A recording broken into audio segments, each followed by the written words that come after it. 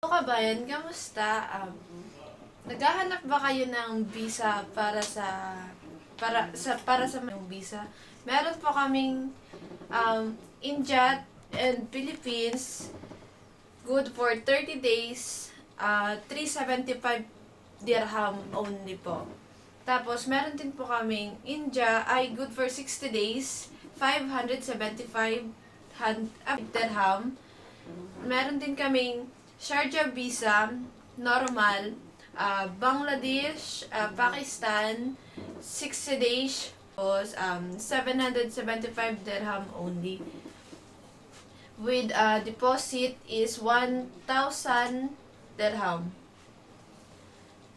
Then, meron po kaming Bangladesh KB visa, 60 days is 1,510 with no deposit.